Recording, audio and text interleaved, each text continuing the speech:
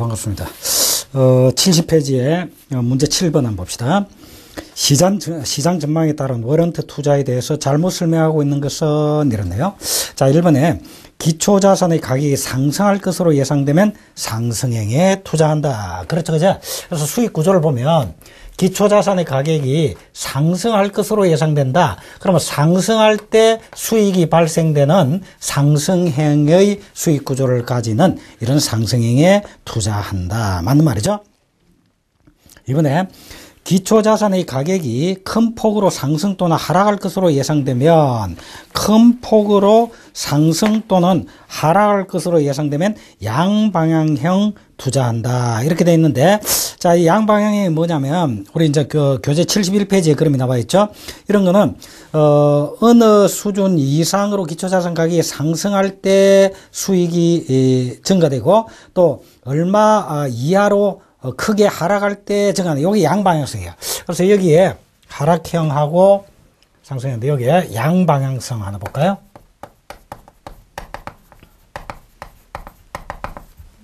양방향성은, 자, 예를 들어서 지금 기초자산 가격이 이거 이상 상승할 때 수익이 증가하고, 요것보다 더 하락될 때 수익이 증가하고, 그러면 요 사이에서는, 요 구간에서는 수익이 발생되지 않는 거지. 그래서 저 구간에서 수익이 발생 안 되고, 요만큼 이상이니까, 많이 상승할 때 수익 증가, 많이 하락할 때 수익 증가니까, 많이 상승할 것 또는 많이 하락할 것으로 예상되면, 양방향성, 외런트에 투자하는 게 바람직하다. 그렇지, 그지? 네, 2번 맞는 말이죠. 다음 3번에. 기초자산 가격이 큰 폭으로 하락할 것으로 예상되면 knock-in put 옵션을 매수한다. 이렇게 되는데, knock-in put 옵션이다. knock-in put 옵션이다. put 옵션은 뭐야? put이라는 건 팔겠다. 그러니까 행사 가격 얼마로 팔겠다라는 거지, 그지? 행사 가격 얼마로 팔겠다라는 걸 매수한다. 이 말은 큰 폭으로 하락할 것으로 예상되면, 예를 들어서 3개월 뒤에 행사 가격 1,000으로 붙으니까 1,000으로 팔겠다. 그런데 3개월 뒤에 1,000보다 훨씬 하락해가지고 500이다라고 한다면 1,000으로 파는 게 훨씬 유리하지. 그럴 경우에 풋 옵션을 매수하는 게 좋죠. 그래서 큰 폭으로 하락할 것으로 예상되면 풋 옵션을 매수하는 게 좋은데, 자, 그렇게 일정한 수준에 도달하면은 수익이 증가하는 새로운 수익 구조가 나타나게 되지. 새로운 수익 구조가 나타나면 기존에 있는 수익 구조가 없어지는 게 아니고 새로운 수익 구조가 나타나지. 그러니까 knock-in이란 말이야. 그래, 이걸 두 가지를 합치면 어떻게 돼? 합치면 knock-in put option 이렇게 되겠죠, 그죠? 그래서 이 경우에는 knock-in put option을 매수한다. 그렇죠? 자, 그 다음에 4번에 knock-out call option은 knock-out이 되어도 기초자산 가격이 하락하면 콜 옵션이 살아난다 이랬는데, 자, 이게 이제 4번이 잘못된 말이죠. 자, knock-out은 일정한, 예를 들어 기초자산 가격이 일정 수준에 도달하면은 기존에 있는 수익 구조가 아웃돼 버려. 없어져 버리죠.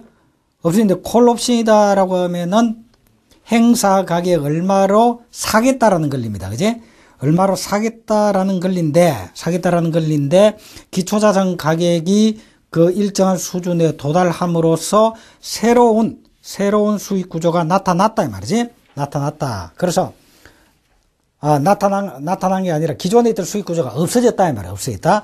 knock-out이니까 없어졌다. 그런데 없어졌는데 기초자산 가격이 다시 하락해서 그 일정한 수준에 도달했다라고 해가지고 콜옵션이 살아나느냐? 살아나지는 않습니다. 한 번만 그 일정 수준에 도달되면은 그냥 완전히 없어지는 것이지, 또 일정 수준에 도달했다가 그걸 벗어나면은 또 살아나고 그러느냐? 그렇지 않다 이 말이야. 자, 그래서 4번이 정답이다. 7번은 4번이 정답이다. 이렇게 보시면 되겠고요. 자, 8번 문제 한번 봅시다. 주식 및 주가지수 등의 기초자산을 미리 정한 미래의 특정 시점에서 미리 정한 가격이 행사 가격입니다. 미리 정한 가격으로 사거나 팔 수 있는 권리, 이게 바로 옵션이죠. 이 권리를 나타내는 증권이랬으니까 이건 주식을 기초자산 가격으로 하고 있는 옵션 증권이네. 그러니까 주식, 옵션에 해당되는 워런터, 그 다음에 증권. 이걸 바로 주식 워런터 증권이다. 이렇게 이야기를 합니다. 주식 워런터 증권이다. 그래서 4번이 정답이다. 자, 그 다음에 9번 보면 시장 상황의 변화에 따라 포트폴리오 내의 위험자산과 무위험자산의 비율을 변화시켜 주가 하락 시에는 보장치 수준을 확보하고 주가 상승 시에는 이익을 얻는 이런 기법으로 운영되는 펀드를 뭐라고 하느냐? 이건 포트폴리오 보호명 펀드다. 이렇게 이야기를 합니다. 이거 포트폴리오 보호명 펀드다. 이렇게 이야기를 하는데, 자, 이 포트폴리오 보호명 펀드에 대해서 한번 정리를 쭉 한번 해볼까요?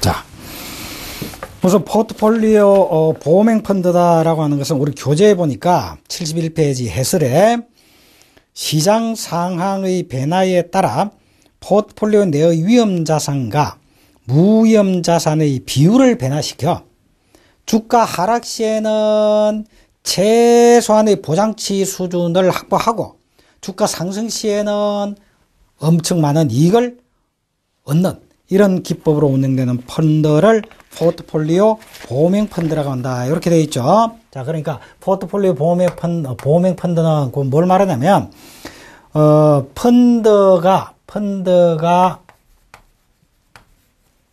보유의 포트폴리오를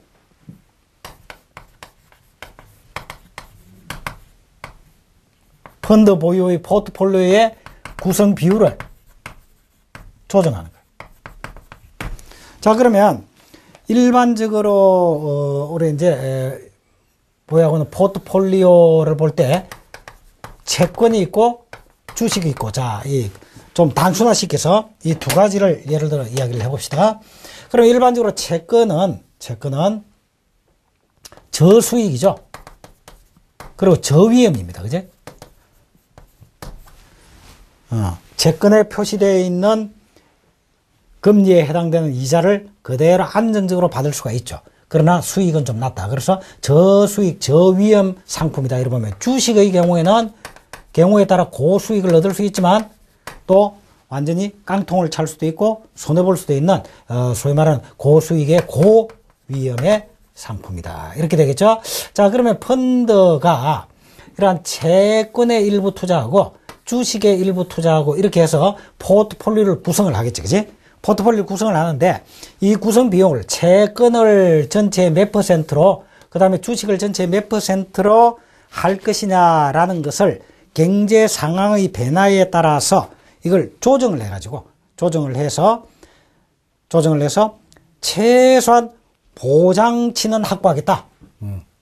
조정을 해서 최소한 보장치라고 하는 게 플로우라고도 하는데 플로우라는 바닥을 말해, 바닥. 그러니까 투자자 입장에서 최소한 이 정도의 수익은 얻어야 되겠다라고 하면 예를 든다면 원금 보장은 받아야 되겠다라든지 이런 이제 보장치가 있겠지. 이 보장치는 확보를 하자. 최소한 보장치는 확보를 하자. 그리고 자, 보장치를 확보를 하려면 안정적인, 다시 말해 위험이 낮은 채권 쪽의 투자 비율을 많이 늘리고 그 다음에 주식 쪽의 투자 비율을 좀 작게 하면 되겠죠. 그런데 주식 쪽에 투자를 해가지고 만일에 주가가 떨어진다라고 하더라도 이것만으로도 보장치를 확보하자. 그다음에 만일에 주가가 오른다라고 한다면 보장치뿐만 아니라 상당한 이익을 얻을 수 있도록 이렇게 구성 비율을 조정한다. 이렇게 구성 비율을 조정하는 이러한 전략을 포트폴리오 보험행위다. 이렇게 이야기를 합니다. 자, 그러면 구체적으로 어떻게 하는 것이냐 한번 예를 한번 들어보자. 예를 들어 콜 옵션을 이용하는 방법이 있어요. 콜 옵션을 이용하는 방법. 콜옵션을 이용하는 방법을 이것을 이자 추출 전략이라고 그래.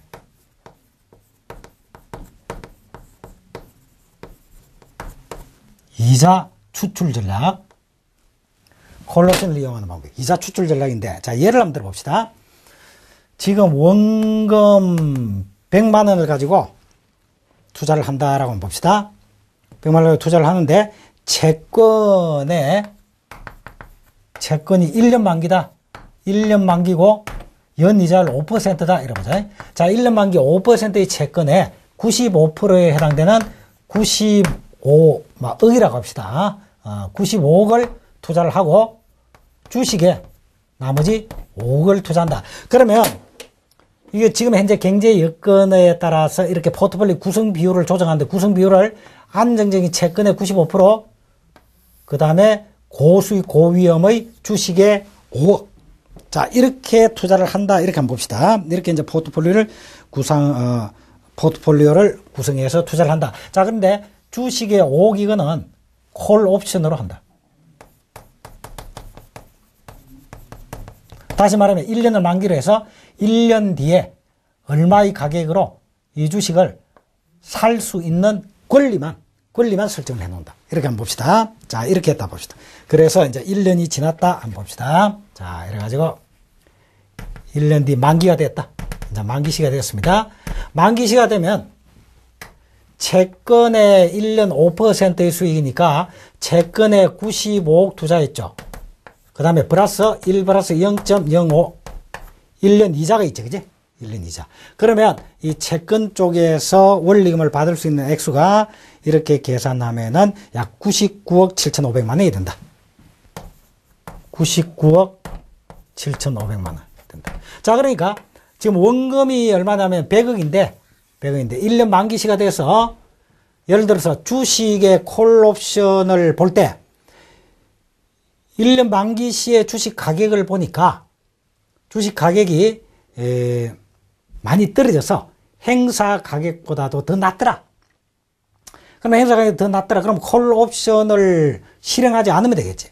콜옵션을 실행하지 않으면 여기서 5억은 안 되겠지만은 5억은 안 되겠지. 왜 5억이 안 되냐면 콜옵션을 설정할 때 옵션 가격이 있습니다.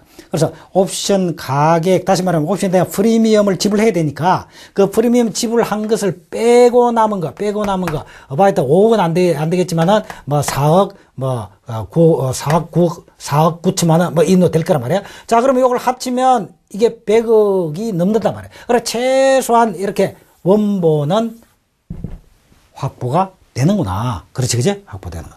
만일에 만기 시에 지금 채권을 통해서 99억 7,500만 원 들어올 것이고 주식 가격이 확 뛰었다라고 하면 되죠. 주식 가격이 올라서 지금 콜옵션은 5억으로 행사 가격을 했는데 실제로 그 주식 가격이 2배로 뛰어가지고 10억 상태다라고 한다면 이 콜옵션을 행사해서 5억 주고 주식을 사서 10억에 대팔 수가 있으니까 플러스 5억만큼의 또 추가적인, 여기 없지만 플러스 5억만큼의 추가적인 수익이 훨씬 나올 수 있다. 아, 여기 5억이 있고 또 플러스 5억이니까 10억만큼의 추가적인 금액이 들어서 109억, 110억이 되겠지. 그러면 이익을 많이 얻을 수가 있다. 그죠? 자, 이런 게 소위 말하는 포트폴리오 보험형 펀드 중에서도 콜 옵션을 이용하는 방법이다. 이자 추출 전략이다. 이렇게도 이야기를 합니다. 자, 그 다음에 옵션을 복제하는 전략이 또 있습니다. 콜 옵션을 이용하는 방법이고,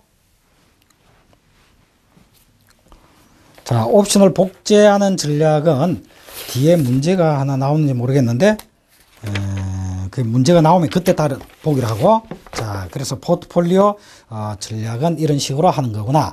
따라서 9번 문제를 보면 시장 상의 변화에 따라 포트폴리오 내 위험 자산과 무위험 자산, 요게 위험 자산이고 요게 무위험 자산 또는 저위험 자산이죠. 저위험 자산의 비율을 변화시켜 주가 하락 시에는 보장치 수준은 최소한 확보해야 되겠고, 그죠? 주가 상승 시에는 더 많은 이익을 얻는 그런 기법으로 운영되는 펀드는 포트폴리오 보험형 펀드다. 이자 추출형 전략이다. 이렇게 이제 볼 수가 있습니다. 자, 그 다음에 10번 문제를 한번 볼까요?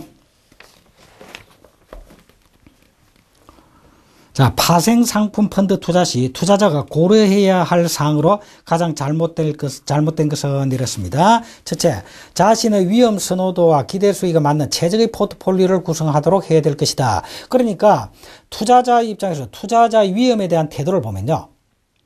위험을 선호하는 위험 선호형도 있고 위험을 해모하는 위험 해모형 투자자도 있고 위험에 대해서는 중립적인 위험 중립형 투자자도 있습니다.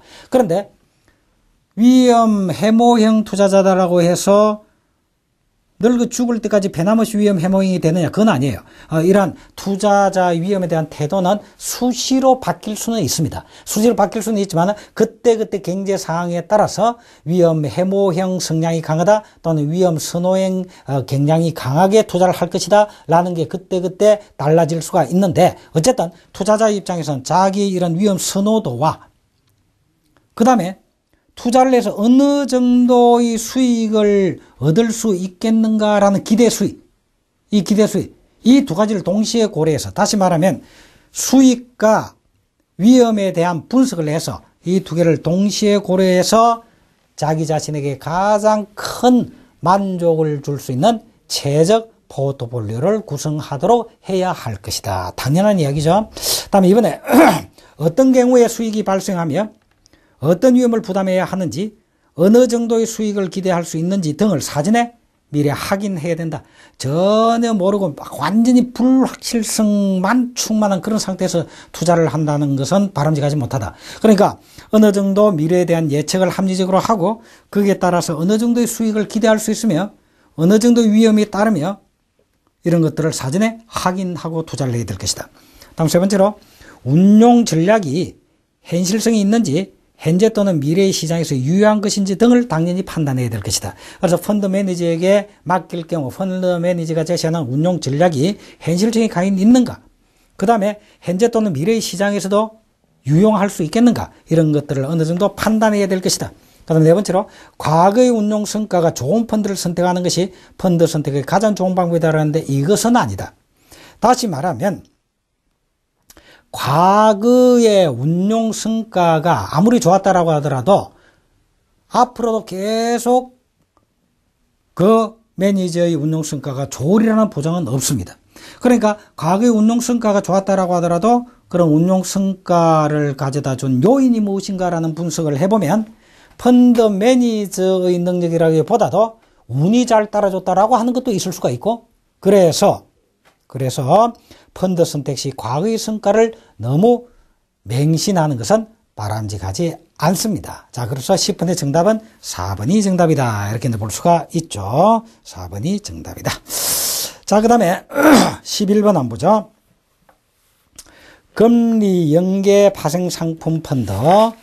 금리 연계 파생상품 펀드에 대한 설명 중 잘못된 것은 이랬습니다. 자, 그러니까 파생상품의 기초자산이 있을 것이고 이 기초자산의 가격이 변하면 그 파생상품의 수익도 변하게 될 것인데 이 기초자산의 가격 자체가 금리에 연계되어 있다. 이렇게 보면 되겠죠. 자, 여기에 대해서 잘못 설명한 것은 있는데 1번에 주가 연계 파생상품 펀드는 달리 투기적 수요가 많은 편이다라고 했는데 그렇지는 않습니다. 우리가 금리와 주가를 두 개 비교해 보면 주가는 하루 중에서도 엄청나게 변동성이 심하죠. 그죠? 그래서 주가의 변동성은 상당히 심합니다. 금리는 뭐 짧은 기간에 한 시간 동안에 금리가 엄청나게 변한다. 뭐 이런 경우는 거의 없죠. 금리의 변동성은 아주 작습니다. 그래서 주가의 변동성과 금리의 변동성을 보면 금리의 변동성이 훨씬 작죠. 그러면 이 변동성이 적은 금리에 연계되어 있는 파생상품의 수익률의 변동성은 변동성이 큰 주가에 연계되어 있는 것보다는 변동성이 더 적겠죠. 그러니까 더 안정적이죠. 반대로 말하면 주가에 연동되어 있는 게 변동성이 훨씬 크겠죠. 변동성이 훨씬 크다라고 하는 것은 그만큼 수익이 들쑥날쑥 많이 그럴 것이죠. 수익에 대한 변동성이 크죠. 그러면 투기자 입장에서는 수익의 변동성이 큰 쪽에 투기함으로써 더 많은 경우에 따라서 수익을 얻을 수도 있다 이 말이야. 그래서 오히려 투기적 수요 입장에서 본다면은 주가 연계 파생 상품 펀드 쪽이 금리 연계 파생 상품 펀드보다 훨씬 더 많습니다. 그래서 1번이 정답이다. 그 다음에 4번에 한번 보면 기초자산인 금리의 수준은 거시경제의 영향을 많이 받으므로 경제에 대한 이해가 수반되어야 할 것이다. 자, 기초자산이 금리에 연계되어 있는데 금리 자체는 우리는 거시경제다라고 한다면은 국민경제 전체 입장이란 말이야. 그래서 경기 변동의 과정, 상황이라든지 경기의 국면이라든지 또는 이자율이라든지 이런 것들이 거시경제의 중요한 변수가 되고 있습니다. 자, 그러면 이러한 거시경제의 관점에서의 금리 변화가 나타나기 때문에 결국은 금리와 연계되어 있는 이런 파생상품에 투자를 하겠다라고 한다면 이런 거시경제에 대한 충분한 이해를 할 수 있어야만 되겠다. 이런 얘기죠. 그죠? 4번은 맞는 말이고. 그래서 1번이 정답이다. 자, 그 다음에 12번 한번 봅시다. 다음이 설명하고 있는 환율 연계 파생상품 펀드는 이렇게 되어 있네요. 자, 그러면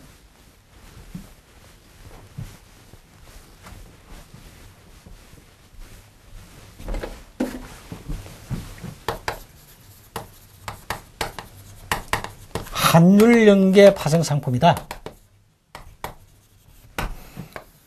자, 그러면 파생 상품에 기초자산이 있을 것이고 이 기초자산의 가격 변화, 기초자산의 변화에 의해서 이 파생 상품의 수익성이 결정이 될 것인데 그것이 이 기초자산 자체가 환율에 의해서 변동성이 나타난다. 이게 환율 연계입니다.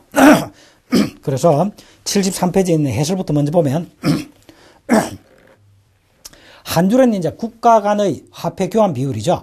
그렇기 때문에 국가 간 A 나라와 B 나라 간의 경제 상황이라든지 정치 상황 등 환율에 영향을 미치는 요인은 다양하고 복잡하여서 변동성과 방향성에 대한 예측이 쉽지가 않다. 그래서 국내에 대한 경제를 예측하고 방향성을 정하는 것도 어려운데 국가 간에 있어서의 예측과 그에 따른 방향성을 정한다는 것은 굉장히 어렵다. 이런 이야기입니다.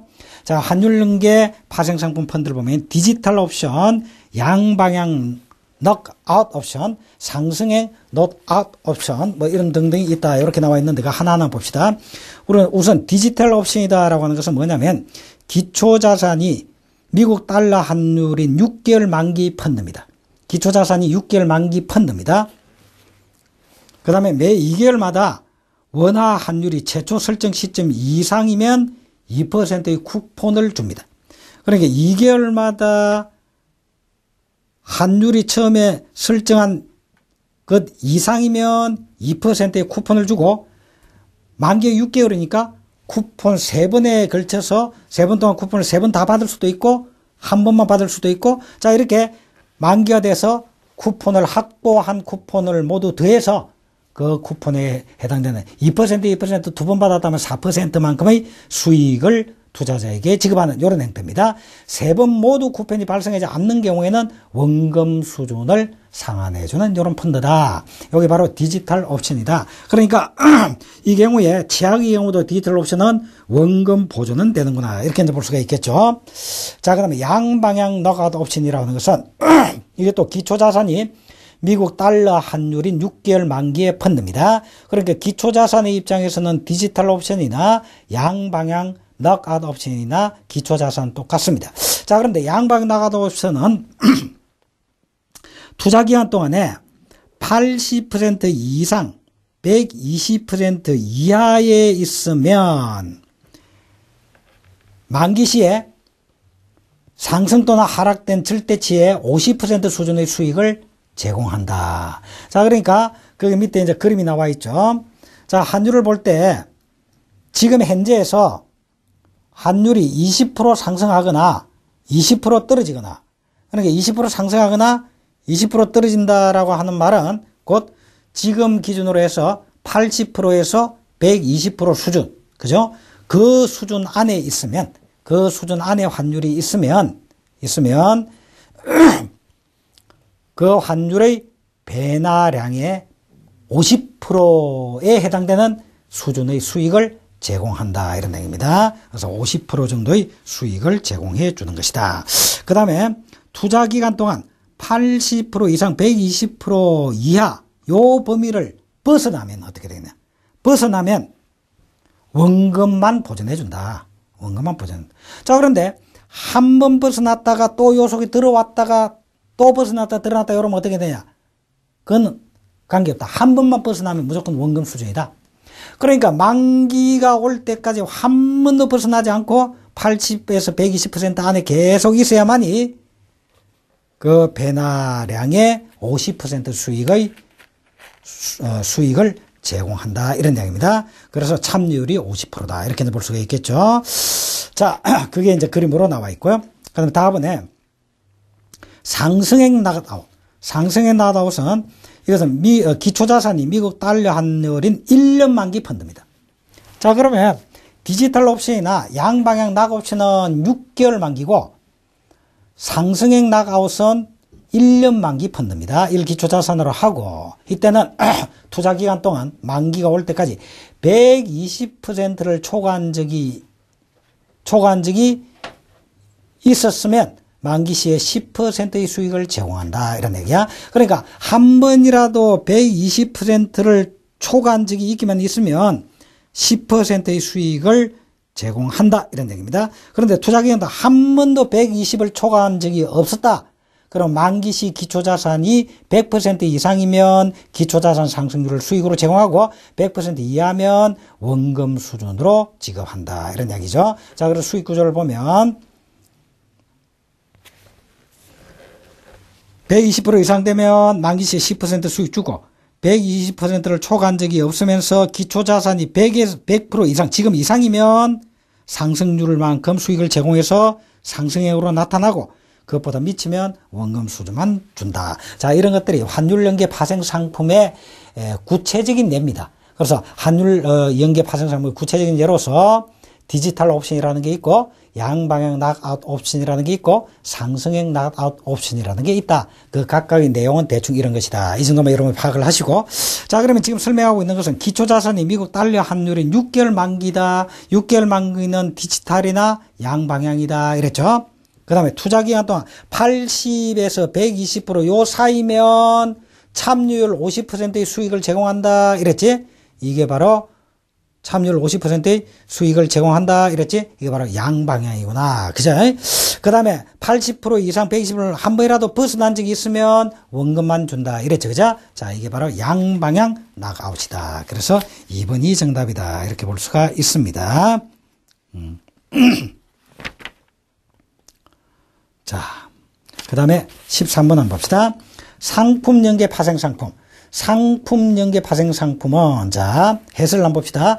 그러면 상품에 연계해서 파생 상품의 수익률이 결정되는 것인데, 그러면 연계시킬 수 있는 상품에는 어떤 것이 있겠는가라고 할 때, 에너지를 하나의 상품으로 볼 수도 있고, 금속 또는 농축산물, 이런 것들은 다 상품에 해당이 됩니다. 그래서 농산물 등으로 나뉘며 보관의 어려움으로 인해서 파생 상품의 형태로 거래되는 경향이 아주 많다. 그래서 농축산물이라든지 에너지 이런 거 보관하기가 아주 어렵죠. 그죠? 그렇기 때문에 파생 상품으로, 다시 말하면 선물이라든지 옵션이라든지 뭐 이런 형태로 많이 운용이 된다. 이런 얘기입니다. 자, 그러면 4번에 보니까 상품 투자는 여러 가지 품목을 모아서 지수화시킨 인덱스 투자가 가능하다. 그래서 여러 가지 상품 품목을 모아서 그 가격을 지수화해가지고